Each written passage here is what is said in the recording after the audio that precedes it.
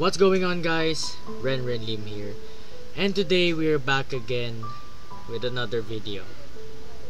Tragic news coming from the NBA community as NBA legend Jerry West passed away at the age of 86 last night. Okay, this is actually very sad and sudden. Nabalitaan ko kasi itong balita like a minute, like legit. I refreshed my Facebook page, just scrolling through Facebook, and then Open Court, a Facebook page, posted regarding Jerry West passing away at the age of 86. So here we have an article from CNN regarding the news.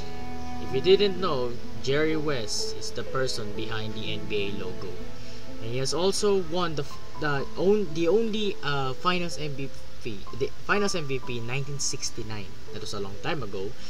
Na coming from the losing team. It was the Lakers against the Celtics, and the Celtics won the championship. However, Jerry West won the MVP.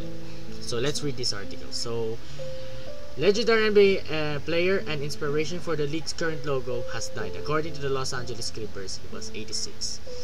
Passed away Wednesday morning with his wife Karen by his side. NBA Commissioner Adam Silver said in a statement on Wednesday, Jerry West was a basketball genius and a defining figure in our league for more than 60 years. He distinguished himself not only as an NBA champion and all-star in all 14 of his playing seasons, but also as a consummate competitor who embraced the biggest moments. He helped build 8 championship teams during his tenure in the NBA, a legacy of achievement that mirrors his on-court excellence, and he will be enshrined this October into the Naismith Basketball Hall of Fame as a contributor, becoming the first person ever inducted as both a player and contributor. Silver continued. On behalf of the NBA, we send our deepest condolences to Jerry's wife, Karen, his family, and his many friends in the NBA community. Jerry West was known as Mr. Clutch, was drafted by then-named Minneapolis Lakers in 1960. Before relocating to LA, played for the team as a point guard and shooting guard until 1974. He was also co-captain of the U.S. Olympic basketball team that went on to win gold in 1960. Tapos, naka-outline dito yung mga naging achievements ni Jerry West as a person and also part of the NBA, where he also took leadership roles in the Memphis Grizzlies, Golden State Warriors, and the Los Angeles Clippers. Tapos he was also he also rebuild or like helped rebuild the team during the Showtime Lakers with Magic and Kareem and also James Worthy. As I said, he is also known as the logo. So based dun sa lahat ng mga like achievements and contributions na ginawa ni Jerry West sa game of basketball, lalo na sa NBA, he was also given the honor to become or to be the NBA logo. Until now, siya pa rin yung NBA logo na hindi pa pinapalitan, which is very deserving talaga. Excuse my background kasi medyo maingay talaga. Yon.